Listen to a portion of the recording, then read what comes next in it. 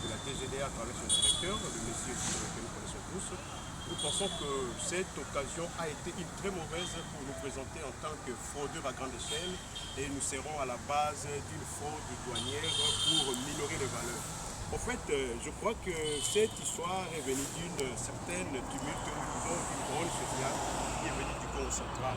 À travers cette grogne, nous déclarons en douane techniciens en la matière, représentants ou agents du commissionnaire en douane, nous avons justement fustigé ce que nous appelons une réforme controversée, une réforme illégale en violation des accords internationaux qui ont été ratifiés par notre pays, la République démocratique du Congo, ainsi que les conventions internationales, celles de Tokyo, et puis aussi ces de dates qu'on sort. Et puis il y a aussi le problème de la violation de l'ordonnance loi qui porte sur le code de douane.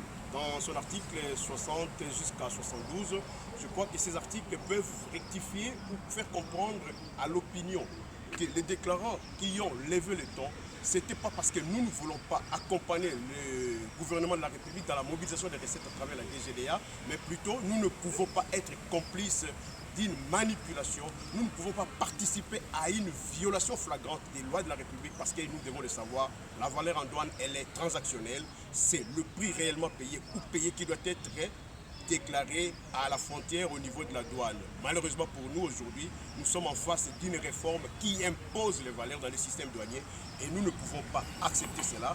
Voilà pourquoi nous pensons qu'il est temps pour nous, Congolais, de comprendre que les déclarants ne sont pas ceux qui ont été présentés par la DGDA, mais ce sont des patriotes qui accompagnent. Et nous avons de bons conseils que nous pouvons prodiguer à la DGDA si elle veut réellement atteindre les objectifs.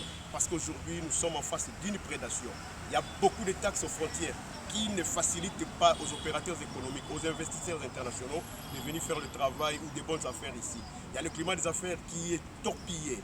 Aujourd'hui, nous sommes en face d'une réalité où les déclarants, en tant que patriotes, nous devons nous lever pour que nous aidions et la DGDA et toutes les institutions de la République parce que si à l'Est nous sommes en face d'une agression militaire, je pense qu'ici à la partie ouest de la République, nous sommes en face d'une agression économique et je pense que c'est le moment pour nous de lever haut et plus fort notre ton pour dénoncer tout ce qui est fait dans notre secteur en violation des lois du monde.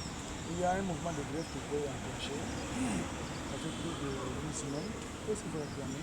Effectivement, nous sommes en train de réclamer le retrait ou la mise à terme de cette réforme que nous avons